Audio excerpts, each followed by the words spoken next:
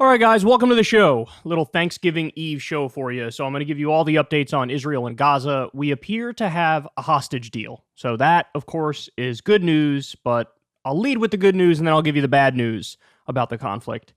We also have Andrew Tate interviewed by Piers Morgan. He goes after Ben Shapiro in a ruthless way. And he also gives his thoughts on the Israel-Palestine conflict, and that's an interesting back and forth. So we'll talk about that as well. We have a former Obama administration official who was caught in a shockingly bigoted rant on the streets of New York. This guy worked on the Israel-Palestine issue, and wait until you hear what he has to say about Muslims. It's amazing. And then cancel culture is ramping up in the sense that a lot of pro-Palestine voices are getting fired. They're getting fired, and it's happening a lot. So we'll talk about that as well. And then later on in the show, we will get to apparently Biden's insiders are, quote, this is a direct quote from the article on this, wetting the bed over his polling implosion. And their main theory is his age is the problem. And so they're trying to come up with clever ways to work around the age thing, which is I don't, unless you're going to give him a tremendous amounts of Adderall, I don't really think there's ways around that. You got to inject him with speed or something like that in order to override the age stuff. And even then, that's just a temporary fix. But anyway, everybody please do me a big favor. Subscribe to the channel. We're trying to keep growing the community here. It doesn't cost you anything, and it helps us out massively. And that's it. Let's go ahead and jump into it here. So, as I said, we have a deal coming out of Israel and Gaza. It's a hostage agreement, and there's other provisions to it as well. So here in Axios, they say Israel and Hamas agreed a hostage deal, 4-day pause in fighting in Gaza, or 4-day pause in Gaza. The Israeli government and Hamas announced separately on Tuesday that they have agreed to a Qatar-mediated deal in which the militant group will free dozens of Israeli hostages in exchange for a 4-day pause in fighting in Gaza and the release of dozens of Palestinians held in prisons in Israel. So right off the bat here, this is interesting because the last time we talked about, there was reporting that there was a tentative deal, and I gave you guys the provisions of the deal. And my commentary was, I'm not sure Hamas is going to go for this because there were no release of any Palestinian political prisoners as part of the deal. It was just okay, we'll release some of the Israeli hostages, and you guys please stop bombing us for a brief period of time and give us some humanitarian aid. That was the basic tenets of the deal, but apparently that wasn't enough. Hamas was like, we're going to need more than that. You got to sweeten the pot a little bit. So Israel said, we'll release, I believe it's 3 Palestinian political prisoners for every 1 hostage you release, along with a pause in the fighting and along with some increased humanitarian aid. But there's caveats and asterisks all around this thing. So I want to make sure I give you all of the specifics. They say, the deal, once implemented, will be the biggest diplomatic breakthrough and the first major pause in fighting since the war began. In the first phase of the 2-phase deal, Hamas is expected to free at least 50 Israeli women and children held in Gaza. So that's another important point. It is the women and children first. While Israel is expected to release about 150 Palestinian prisoners, mostly women and children mostly women and children over the 4-day pause. So they're both releasing mostly women and children. The Palestinian political prisoners and the Israeli hostages, women and children being released. Israel will allow around 300 aid trucks per day to enter Gaza from Egypt. That's way more than has been let in to this point. More fuel will also be allowed in during the pause in fighting, according to an Israeli official. In the second phase, Hamas could release dozens more women, children, and elderly people. The Israeli government said it would extend the pause for every additional 10 hostages released. The starting time of the pause will be announced within the next 24 hours and last for 4 days, subject to extension, Qatar's Ministry of Foreign Affairs said in a statement. The Israeli cabinet approved the deal after more than 5 hours of discussions. So internally, the Israeli war cabinet had to approve it, and there was heated debate around it, which, look, that doesn't surprise me because, as you know, many of these people have made clear our top priority is, quote-unquote, eradicating Hamas. Now, whether or not that's possible is a separate conversation, but they say, look, that's our first goal. And so, honestly, hostages really is secondary to that. And that's something that, I feel like they're very upfront about that to each other, but in Western media circles, everybody's still pretending like the hostages are the number one concern. When we saw the indiscriminate bombing and at least 20 hostages, according to some reporting, were killed in the indiscriminate bombing. So Israel killed their own hostages in some of the bombing. So there's a little bit of a misalignment of priorities, and that led to a pretty vibrant debate behind the scenes. So they say more than 240 people, including several Americans, were abducted during the October 7th Hamas terror attack. By the way, it is not 240 who are still alive. There's definitely many that have died as a result of the bombing. 4 hostages, including 2 Americans, have since been released. 1 has been rescued, and 2 others were found dead. After difficult and complicated negotiations over long days, we announced that we have arrived at an agreement on a 4-day humanitarian truce that was reached through Qatari and Egyptian efforts, Hamas said in a statement. The Israeli government stressed after the cabinet approved the deal that it was committed to bringing all hostages home. Quote, the Israeli government and the IDF will continue the war in order to bring all the hostages back, finish destroying Hamas, and make sure there can be no threat to Israel from Gaza. So now here's a super important point as well. They go on to explain in many of the articles about this that Israel is saying, look, as soon as this little game we're playing here, as soon as this little deal we've reached, as soon as it pans out, as soon as we're done and it's up, we're going to go right back to bombing. And according to some sources, they say we're actually going to go back to bombing even harder than we've been. So, look, it's sort of like it's bittersweet here when we talk about the deal. The deal is definitely a good thing because I feel for those Israeli hostages and those Palestinian political prisoners, and I want them all to be released. But at the same time, it's like, yeah, we're going to go right back to the most horrific bombing campaign you can possibly imagine. And so it's really like the lowest bar in the world that we're clearing here. It's like a temporary deal with small numbers of hostages and political prisoners being released, and then we're going to go right back to basically hell on earth. So let me give you... So that's the good news, that we have a hostage deal, okay? And look, we'll see... in the past, there's been times where there's been ceasefires between Israel and Hamas, and at some point in the process, it breaks down, either because a Hamas fighter shoots or IDF fighter shoots, and then all hell breaks loose. So it'll be interesting to see if this actually holds, even for the period that they've allotted. But nevertheless, that is a good thing. Now let's get to the more bad stuff. So I have to give you an update on the casualty figures, as we've been doing every single segment on this. Now, again, I want to be clear. According to the UN numbers, I don't know why there's a lag in the UN numbers. The UN numbers are much lower than the Euromed Monitor numbers. So according to the UN numbers, it's around 12,000 or so people who've died overall. Euromed Monitor has that number at 17,144, including, God, this is such a terrible, terrible number, 7,208 children who've been killed now. We've crossed the 7,000 mark for children, according to Euromed Monitor.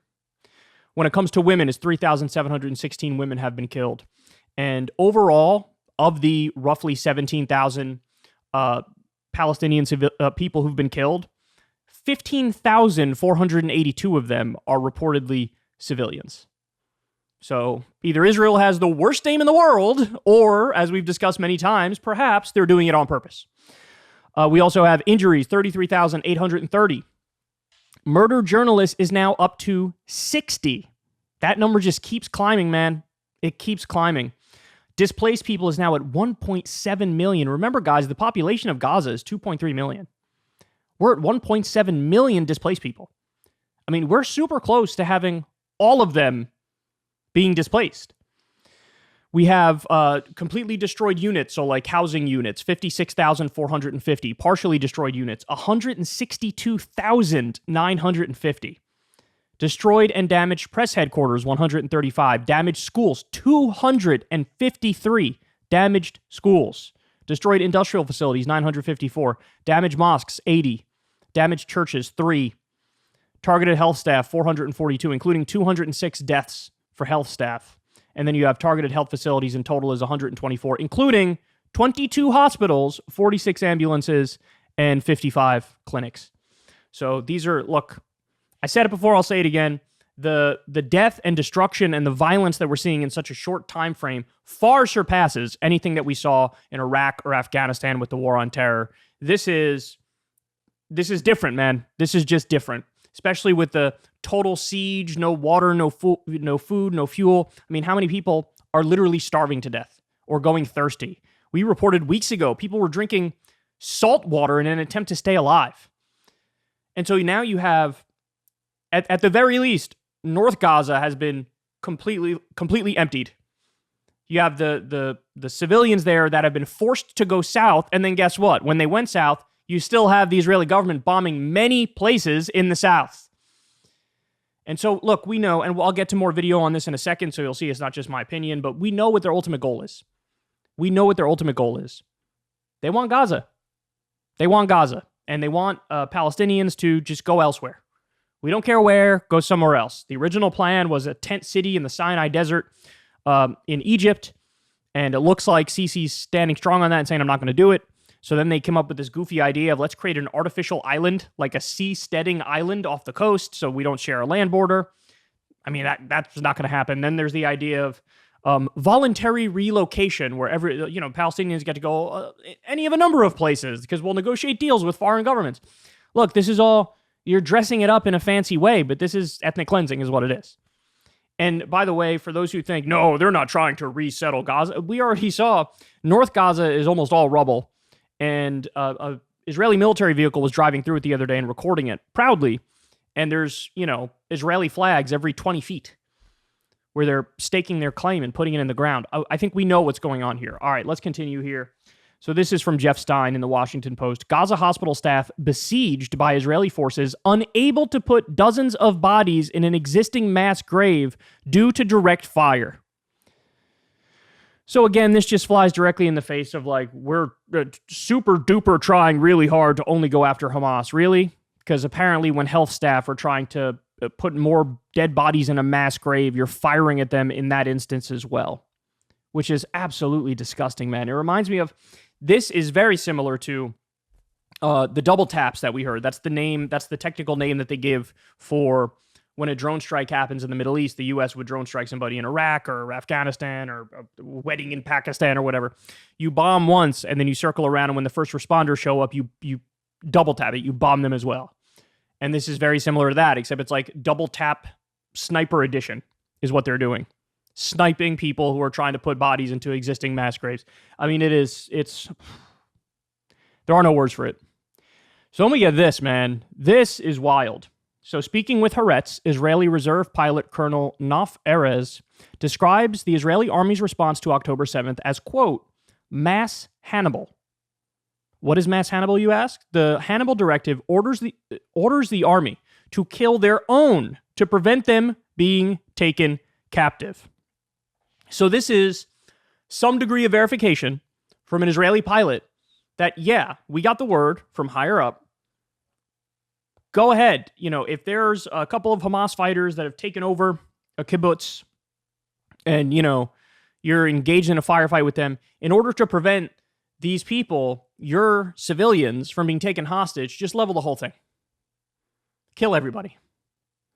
And look, we know they've admitted some of this, where the original death toll was 1,400 Israelis killed. They changed it down to 1,200. And then they came out and admitted, yeah, about 200 of them, the bodies were so severely charred. We thought it was our people, but it actually turns out it was Hamas. These were Hamas members.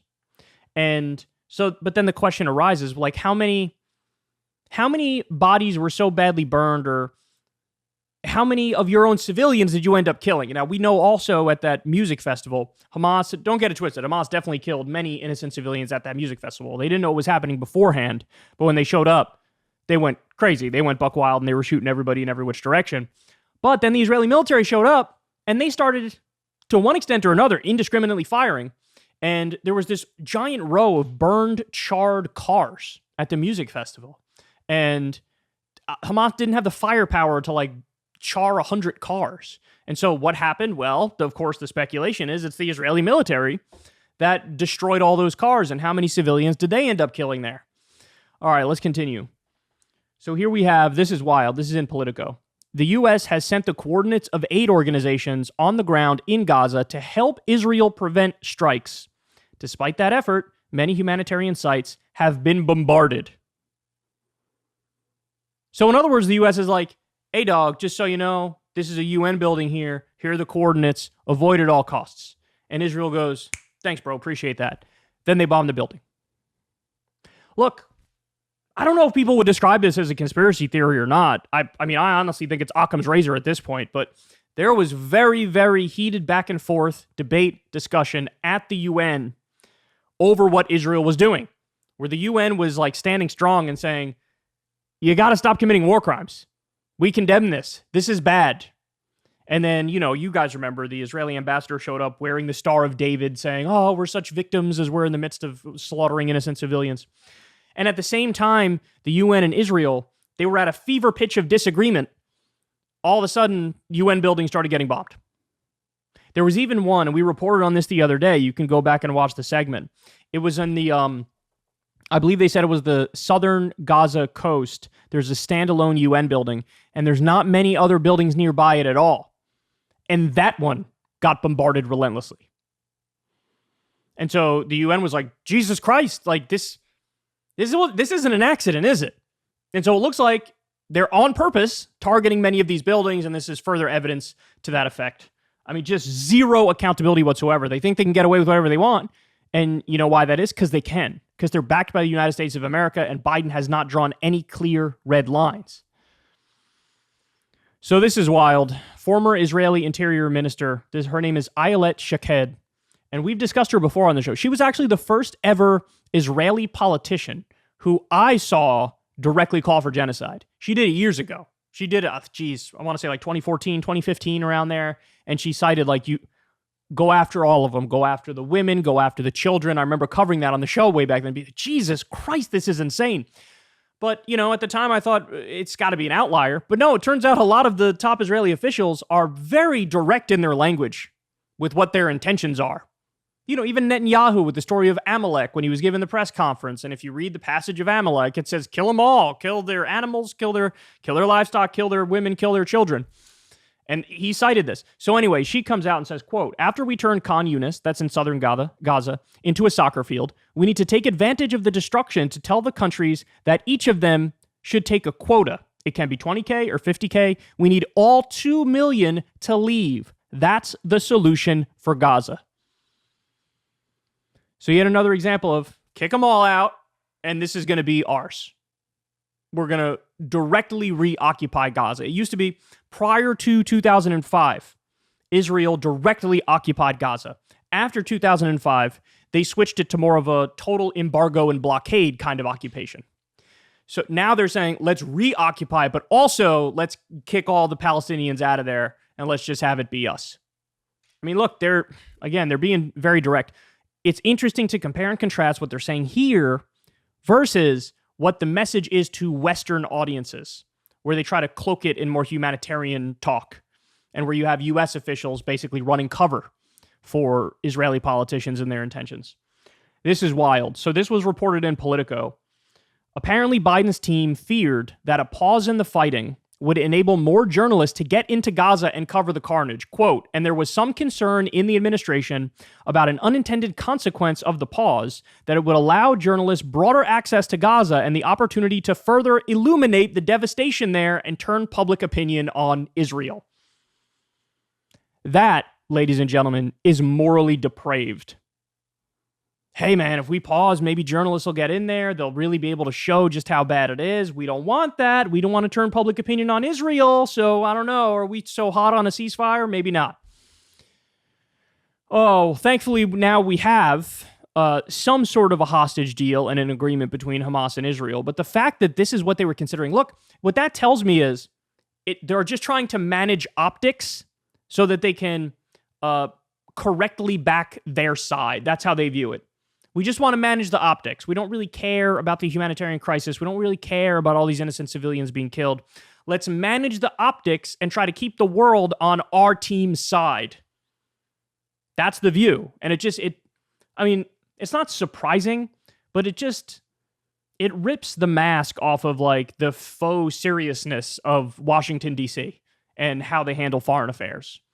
Because it's not like, I wish they were first and foremost concerned with international law and human rights and the quote-unquote liberal world order. I wish that was the case. I wish they were a sort of neutral arbiter on the global scene, but they're not. We have our enemies. We have our allies. Our enemies get away with a lot. Our allies will throw the book at them if they step out of line even a little bit. And this is the game that's played. And this is how much they're concerned with following international law and looking out for civilians. Jesus Christ. All right. This one is wild, man. So Haaretz reports this here. U.S. President Joe Biden's energy security advisor is visiting Israel to discuss potential economic revitalization plans for Gaza centered around undeveloped offshore natural gas fields. So in other words, this is classic Naomi Klein, the shock doctrine. You know, you take an emergency situation and you exploit it to do what you already wanted to do. So it's a moment that allows for deep crisis, allows for deep change. And so now they are looking at the offshore natural gas fields by Gaza, and they're like, yummy in my tummy. Now we have an opportunity. That the fact that they're thinking about this in the midst of this depraved destruction and wanton death and gore is astonishing. But then again, it's on par, right? This is exactly the natural gas, or excuse me, the oil creation in Iraq shot up massively along with the U.S. occupation. So in this instance, I just think it happens to be what they view as a perk of the fighting. I don't think it was the purpose and cause of the fighting. There's a million other things that go into that. But this was like, oh, we have an opportunity here. And natural resources and wealth extraction and exploitation, it's always somewhere in the mind of the empire. There's no doubt about that. So this is wild, man. This is wild. North Gaza is no longer North Gaza, as in it's been totally emptied. It's been ethnically cleansed. And what are they talking about? Look at those undeveloped offshore natural gas fields. We should get our hands on that. All right, this is crazy here. So Ehud Barak is the former prime minister of Israel, and he's talking to Christiane Amanpour. And he tells her, hey, just so you know, it was Israel that built the bunker under Al-Shifa Hospital back in the 1980s. The exact date, to be clear, is 1983. And the fact has been all over social media for weeks. And if you follow this stuff closely, you'll know that Israel built the bunker. But Amanpour didn't know this and reacts in a shocked way because she kind of has bought hook, line, and sinker the official Israeli government narrative. Now, Ehud Barak, to his credit, he was actually one of the Israeli prime ministers who was much more interested in potentially getting a peace deal with Palestine. He was. There's a great PBS Frontline documentary on this. You could watch it. I think Rabin was in favor of it, Perez was in favor of it, and Ehud Barak was in favor of it, and then Sharon was not, and Netanyahu, of course, is not. So you've had some who were partners in peace and then others who weren't. But this guy is one of the more honest Israeli officials and one of the less crazy Israeli officials. And he's like, yeah, we built that bunker. And she's like, oh, I can't believe that. All right, let me see. Let's watch some of it here. Can I just start by asking you what is your view of whether your government, your military, has done a good enough job of proving their claim that there was a major command center and bunker under Al-Shifa? It's already known for many years that they have in the bunkers that originally was built by Israeli constructors underneath Shifa were used as a command post of the Hamas and a kind of a junction of several tunnels, part of the system. I don't know to say to what extent it is a major. It's probably not the only kind of command post. Several others are under other hospitals or in other sensitive places, but it's for sure had been used by Hamas even during this conflict. Well, when you say it was built by Israeli engineers, did you misspeak? No, decades ago we were running the place. So we helped them. It was many decades ago, probably 4 decades ago, that we helped them to build these bunkers in order to enable more space for the operation of the hospital within the very limited size of this compound. Okay, all right. Well, that's sort of thrown me a little bit. So these amazing. Again, this has been known for weeks. It's been reported for weeks. If you follow this stuff closely, at least if you follow print, because print, usually there's more truth in print media than there is in like cable news. It's been all over the place. She didn't know that because she fell for the Israeli government hook, line, and sinker. Again, credit to Barak because he is one of the more honest actors and one of the more prime ministers who was more interested in peace than others. So he's telling the truth here. But like, they try to convince you like, oh no, it's Hamas and they built all the tunnels and, they're the root of all evil. And he's like, yeah, actually, we built that. That's why we know it's there, because we built it. But by the way, when they went in there, What did they find? It wasn't a command and control center as they were previously saying. They changed the language to a command and control node. Why? Because they only found like a dozen guns and, some ragtag stuff. So, but Christiane Amanpour, like, come on, this is your job. You should know this. She should have known that. So, all right, let's continue here. South African lawmakers voted to close the Israeli embassy and suspend all diplomatic relations with Israel. So you're seeing this now ramp up. There's various countries who are saying, you know what? Can't do it anymore. Can't do it anymore. Israel's gone too far, and they're taking sort of like symbolic stands against what Israel is doing. Then we have this. We have Mark Levin, the world's smuggest, most annoying right-wing commentator, talking to Netanyahu. And Netanyahu is going to try to make a very George W. Bush-style case as to why this slaughter is necessary. Watch this. We're destroying their infrastructure, their command posts, their rockets, their underground tunnels, and we're going to win because we have to win. This is a battle of the forces of civilization against the forces of barbarism. And if barbarism wins in our part of the world, Europe will be next, and America will be next, because the axis of terror of Iran, Hamas, Hezbollah, the Houthis, and their other minions will imperil the Middle East and then spread their barbarism to the entire world. Israel is fighting our war, but it's also fighting America's war. It's fighting your war, and our victory will be your victory. We're destroying.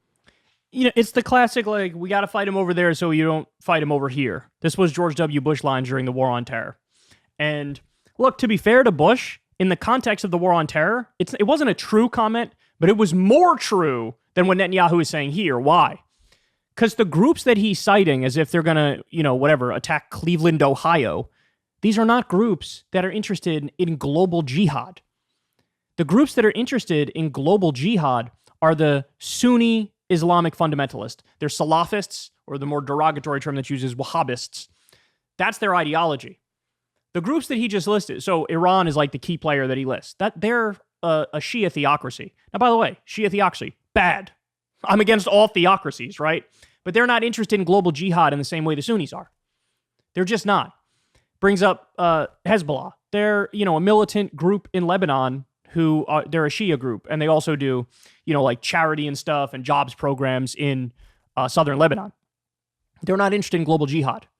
The only group that he brings up that is a Sunni group is Hamas, and Hamas's goals are very clear. They do want an Islamic theocracy, but they want it within the borders of historic Palestine.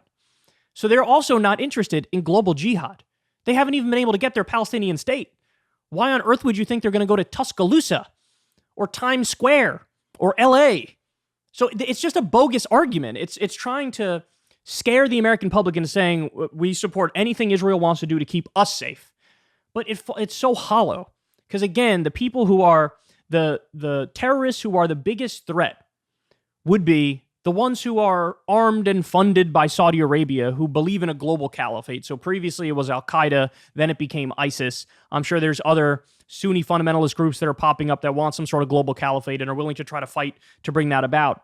But the global jihad aspirations are the ones where it's like, hey, the U.S. might actually be a target. These groups are not. They're just not. They don't target the U.S., but they are in alignment and in agreement because they're against the existence of Israel. That's true. But he does this bait and switch where he's like, oh no, it's actually against you guys too. That's not true. That's not true. All right. So here we go. This is wild. Israel's Minister of Communications calls on the IDF to cut off the foreskins of Hamas fighters as revenge, as David did with the Philistines in the Tanakh. I'm not joking. This is a real post by verified account of an Israeli cabinet minister. It's good to know that in the midst of a slaughter fest of Palestinians, he's interested in their cocks. Good to know. All right. Facebook approved an ad demanding a holocaust for the Palestinians. So this is a crazy backstory. Apparently, there was an ad of calling for the assassination of like a pro-Palestine human rights person. And people noticed it and they were like, holy cow. So what they decided to do is run a test where they put a whole bunch of like really over the top anti-Palestinian messages and put them into Facebook as ads. And all of them were approved. All of them. So I don't know what the hell's going on over there, but look, we say it all the time. I'm basically a free speech absolutist. Some of the only exceptions are like direct threats of violence. And I mean, certainly to go after a pro-Palestine activist and call for their assassination, That's a direct threat of violence, but somehow that got through on Facebook. Now you'll see, we're going to compare and contrast this in a little bit with the way it works for the other side. Man, it's wild. So you could say, apparently you could say anything if you're on the pro-Israeli side in the U.S., but if you're on the pro-Palestine side, people are getting the hammer dropped on them. Hang in there for that. That'll be in the next segment that we do. And then we also have this right here. Israel's president tells Fox News, U.S. protesters are supporting Hamas and their accomplices to their brutality. Now, of course, what he's referring to is the various pro-Palestine protests that we've seen in like Washington, D.C., for example. I find this so dishonest. It's so disgusting. It reminds me of like if you were against the Iraq war, they'd be like, oh, I guess you love Saddam Hussein then, huh? I guess you love Saddam Hussein. And it's just, no, there was polling that just came out. What's Hamas's approval rating in the United States of America? 1%.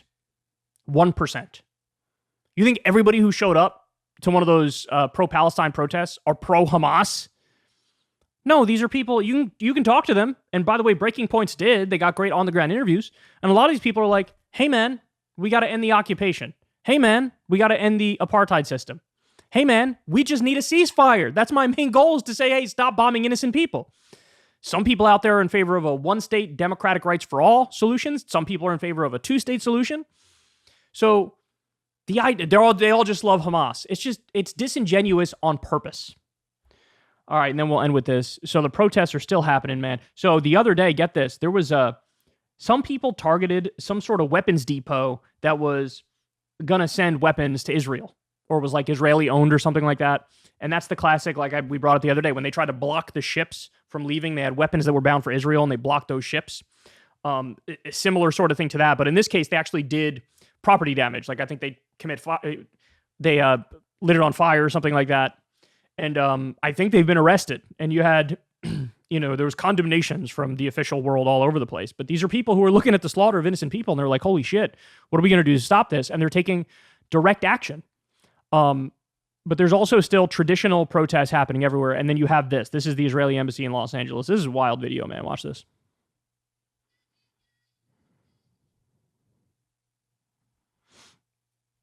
So they're basically smearing fake blood all over the windows.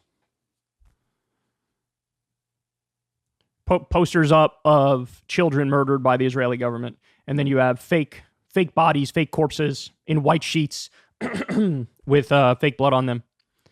They're basically doing like a die-in. That's what this is. Look, all I have to say is keep it up, man. I support it. They're feeling the pressure. There's been some policy changes as a result of all the pressure. And they need to know your disapproval. Because apparently the polling data isn't enough, even though the polling data should terrify Democrats. But this direct action is absolutely vital and necessary. So anyway, there are your updates on this Thanksgiving Eve edition of the show. And a lot of bad news, but at the very least, we got that hostage deal finalized. Hey, y'all, do me a favor and like and subscribe. It helps out big time in the algorithm. Click the bell as well for notifications when videos drop. And watch that video on screen right now. You know you want to.